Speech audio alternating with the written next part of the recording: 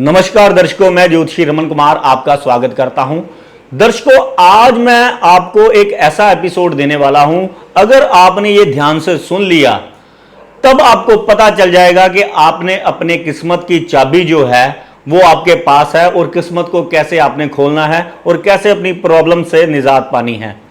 आज मेरे पास एक ऐसी बहन ज्योतिषी है जो ज्योतिष का काम करती है। उन्होंने मैसेज किया कि आप डीप में थोड़ा सा थॉरोली एनालाइज करें ताकि हमें ज्यादा समझ आए, क्योंकि आज उन्होंने अपॉइंटमेंट ली और मेरे को दिखाया कि बहुत सारे उपाय उन्होंने नोट किए हैं और किए, उनको फायदा हुआ है और उनकी और ज्यादा ज्योतिष में रुचि जागी है। लेकिन हमारे सामने जो है एक टाइम फ्रेम की बंदिश आ जाती है। 8-9 मिनटों में या कई बार 5-6 मिनटों में हमें आपको समझाना पड़ता है कि मान लीजिए आपका पहले भाव में अगर शनि है वो खराब है तो वो आपका क्या क्या खराब कर देगा, अगर सही है तो वो क्या क्या आपको प्राप्त करवा देगा। हमारे सामने ये 4-5 मिनट का जो वीडियो मैं आपको रोज देता हूं उसमें हमें जल्दी से जल्दी, क्योंकि आजकल किसी के पास समय ही नहीं है, हर कोई ये चाहता है कि बस मेरे को मेरी प्रॉब्लम बताओ, मेरी राशि बताओ और मेरे को उपाय बता दो। तो वो हमें टाइम बाउंडेशन जो होती है, क्योंकि बाकी जो ज्योतिषी है वो भी क्या है कि थॉरली अगर आपको बताने लगेंगे तो एक वीडियो को कम से कम अगर तेजी से भी बताएंगे तो एक ग्रह को 10-15 मिनट लग सकते हैं।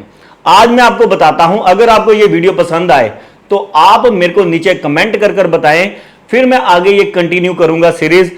आपको एक रोज ऐसी वीडियो दूंगा जिसके जैसे पहले भाव में अगर ये ग्रह है, आपने देखना है कि ये आपको अच्छे फल प्राप्त करवाएगा या बुरे, वो आपको जानना बहुत ही आसान हो जाएगा। लेकिन लाल किताब आपको झटपट ये बता देती है, अगर आपके साथ बुरा करने वाला है ये ग्रह, अगर लगन में है तो उसका ये उपाय कर दीजिए, अगर अच्छा होगा तो ये आपको फल प्राप्त हो जाएंगे। मान लीजिए आपके लगन में शनि ग्रह है, 1 नंबर राशि है, मेष राशि है और मेष राशि में आपका शनि ग्रह पड़ा हुआ है, तो ये क्या क्या फल प्राप्त करवाएगा। तो मेष राशि के अंदर केपी सिस्टम से या प्राचीन ज्योतिष से हम जान सकते हैं कि शनि किस नक्षत्र में पड़ा हुआ है। मान लीजिए ये केतु के नक्षत्र में पड़ा हुआ है, अश्विनी नक्षत्र में। तो केतु और राहु ये जिस भाव में बैठे होते हैं, जिन ग्रहों के साथ बैठे होते हैं या इन पर जिन ग्रहों की दृष्टियां पड़ रही होती है, उन सभी ग्रहों के भावों को ये फल जो है सिग्निफाई करते हैं और ये शनि देव को ये फल देने के लिए मजबूर कर देते हैं।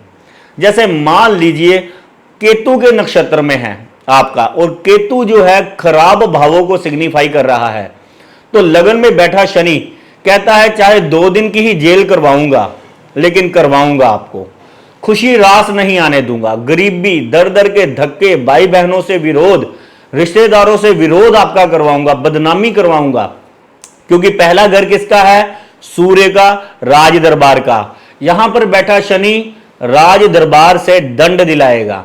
मंगल का घर है, मंगल क्या होती है? पुलिस, पुलिस के चक्कर आपको पड़ेंगे। यहां पर बैठा और किन चीजों का मालिक है? मंगल भूमि का मालिक है, कॉन्फिडेंस का मालिक है, मेहनत का मालिक है। सूर्य जल्दी उठने का कारक है, मेहनती ग्रह है ये सूर्य और मंगल। और यहां पर बैठा शनि आपको आलसी बना देगा, घमंडी बना देगा, अगर केतु खराब भावों को सिग्निफाई कर रहा है।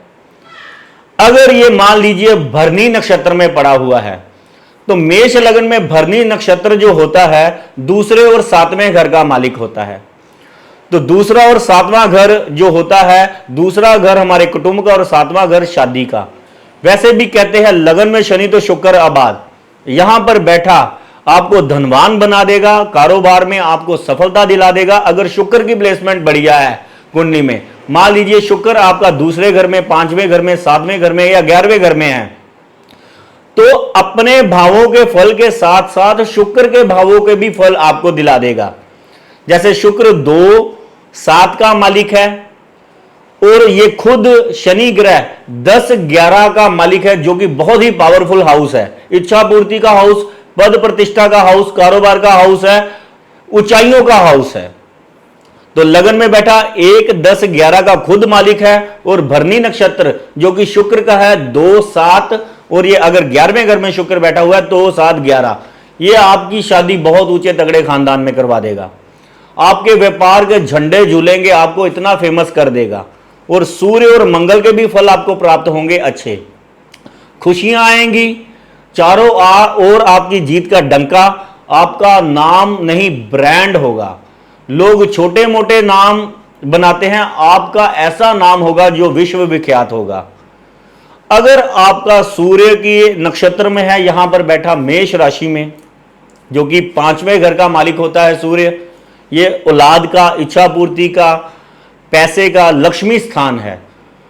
और सूर्य भी मान लीजिए आपका सही घर में, जैसे मान लीजिए 5वें घर में ही है, तो यहां पर अगर सूर्य देव के नक्षत्र में शनिदेव महाराज हैं, तो ये आपको संतान प्राप्ति करवाएगा। संतान के बाद आपकी इतनी ज्यादा बुलंदियां आपको हासिल होंगी, विद्यावान करेगा, गुणवान बनाएगा, आपको धार्मिक बनाएगा, लक्ष्मी की प्राप्ति करवाएगा, 5वां हर इच्छा आपको आपकी पूरी होगी। तो अगर देखिए, अगर आपका मेष लगन है, और मेष लगन में मान लीजिए शनि यहां पर 3 नक्षत्र जो मैंने बोले हैं उनके हाउसेस के रिजल्ट लेकर आपको दे रहा है, और वो भी अच्छी जगह पर, उनके भावों के मालिक भी अच्छी जगह पर है, तब आपको जिंदगी में कामयाब होने से कोई नहीं रोक सकता। लेकिन ये बहुत लंबा हो जाएगा। अगर ये वृष लगन है तब भावों के फल बदलेंगे, नक्षत्र और आ जाएंगे, ठीक है। तो ऐसे ही हम देखते हैं कि ये बहुत ही डीप एनालिसिस हो जाता है, इसमें आपके पास समय भी नहीं है। तब लाल किताब हमें इमीडिएट बता देती है कि अगर आपका शनि बुरा है, मान लीजिए केतु आपका बुरा जगह में पड़ गया है, या शुक्र आपका जो 2, 7, 8 में, 6 या 12वें घर में चला गया है, तो फिर इसके साथ साथ आपको कुछ हानियां भी होंगी। फल आपको मिलेंगे, लेकिन आपको इसके साथ साथ प्रॉब्लम, जैसे मान लीजिए केतु अगर बुरे परिणाम देने पर आ जाए, इसको शनिदेव को बुरे परिणाम देने के लिए, तो शनिदेव से कारावास करवा देगा, एंजाइटी, डिप्रेशन, स्ट्रेस, घमंड, क्योंकि 10वें और 11वें घर का मालिक है। 10वां घर तो वैसे भी इंसान किसी की मानता ही नहीं है, जिसका पावरफुल हो जाता है वो अपनी इज्जत में मैं ही रहता है, मैं की दुकान हो जाता है। और 11वां घर वाला भी, जिसके 11वें लगन का मालिक 11वें घर में होता है, वो तो वैसे ही मैं बहुत करता है इंसान। तो ऐसे हम बहुत ही अगर डीप एनालिसिस यहां पर करेंगे, ये मेरी भोली भाली जनता को तो बिल्कुल ही समझ नहीं आएगा कि आपके शनि आपके साथ क्या करने वाले हैं। और 2 नंबर राशि में है, 3 नंबर राशि में है, तो फल बदल जाते हैं।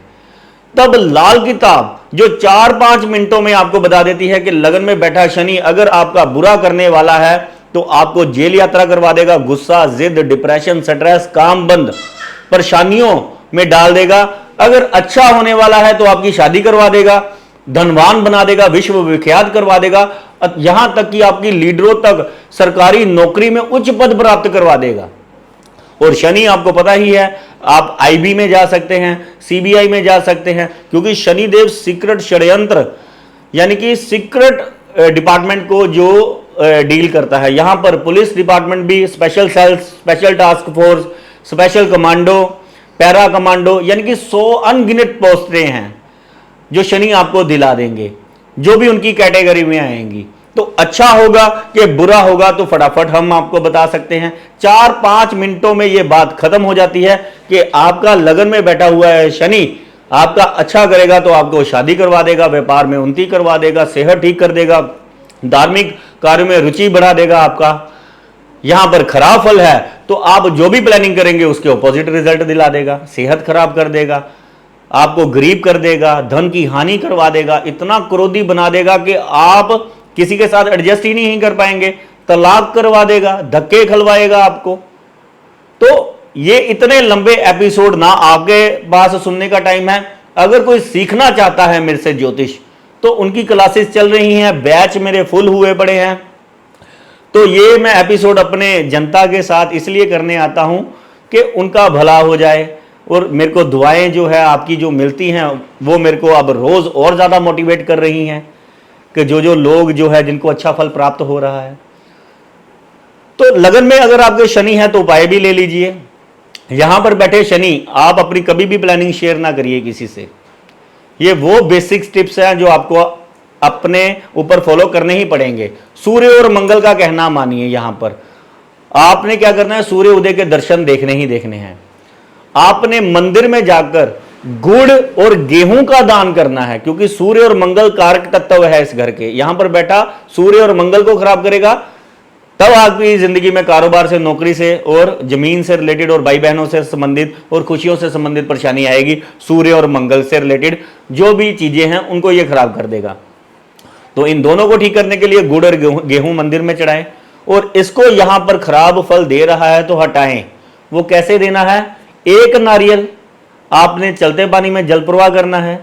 ये 4 बार कीजिए, ये चौथे घर में आ जाएगा, शांत हो जाएगा। कच्चे दूध का तिलक लगाइए, सफेद चंदन का तिलक लगाइए, क्योंकि शनि सांप है। सफेद चंदन अगर आप माथे पर लगाएंगे तो सांप जो है चंदन की खुशबू सूंघकर सो जाएगा और आपको बुरा फल नहीं देगा और जहर नहीं देगा आपकी जिंदगी में। 100 ऐसे उपाय हैं, लेकिन ये देखना पड़ेगा। अगर आप कुंडली दिखाना, क्योंकि कुछ लोग देखो सीधे ही मेरी बात सुनते हैं और मेरी अपॉइंटमेंट फिक्स कर लेते हैं। लोगों को पता है, बहुत सारे लोग इंटेलिजेंट हैं। अगर कुछ लोगों को यह समझ नहीं आ रहा कि हम 4-5 मिनटों में, अब कुछ लोग कहते हैं कि यहां पर 9 अरब की आबादी है, तो शनिदेव यहां पर सभी का बैठा क्या, ये बुरा ही परिणाम देगा या अच्छा ही परिणाम देगा? मेरा तो बुरा हो रहा है। अच्छा, जिसका अच्छा हो रहा है वो तो कह रहा है मेरा अच्छा हो रहा है। तो वो आप अगर जानना चाहते हैं कि आपका अच्छा है या बुरा है, वो आप अपनी पर्सनल अपॉइंटमेंट फिक्स कीजिए। आपको पता चल जाएगा कि हाँ भाई ये बंदा सही बात कर रहा है, टू द पॉइंट बात होगी आपसे, क्योंकि आपके डेटा एनालिसिस यहां पर बात हो रही है। कईयों के साथ ये अच्छा कर रहा है, कईयों के साथ ये बुरा कर रहा है। तो जिनके साथ अच्छा है वो अच्छा रहने दें, और जिनका बुरा कर रहा है शनि, वो उपाय करें। Simple logic. तभी ये लाल किताब का निर्माण हुआ है। लोग लाल किताब के बारे में गलत मलत बातें करते हैं और अपनी स्टडी को बहुत ज्यादा ऊंचा समझते हैं। सारे ही ज्ञान प्राचीन ज्योतिष से निकले हैं, सारी ही कैलकुलेशनें हमारे ऋषि मुनि पहले ही कर गए हैं। जो जो थोड़ी थोड़ी ज्यादा समझ आ रही है वो अपने आप में ज्ञानी बन रहा है। ज्ञानी कोई भी नहीं है। जिसके पास थोड़ा सा सूत्र हाथ में आ जाता है वो कहता है महाज्ञानी हूं मैं। तो महाज्ञानी कोई नहीं है। तो हर कोई ये ग्रहों के ही चक्रों में फंसा हुआ है। आप भी अगर अपनी जिंदगी में चाहते हैं कि आपकी जिंदगी में कौन सा ग्रह क्या करने वाला है, किसका आपने रतन डालना है, कौन सा आपका वार शुभ है, कौन से कपड़े आपको डालने चाहिए, क्या क्या करना चाहिए, ये बहुत लंबी जो है स्टोरी है। एक ग्रह 12 लगन में क्या क्या प्रभाव डालता है, ये आप सुनोगे तो सो जाओगे। मेरे एपिसोड सुनते सुनते ही सो जाओगे, आपके पास समय ही नहीं होगा। अगर बस ये समझ लो आपको ज्योतिष नहीं सीखना अच्छा है या बुरा है, बस इतना जानिए और अपना उपाय कीजिए।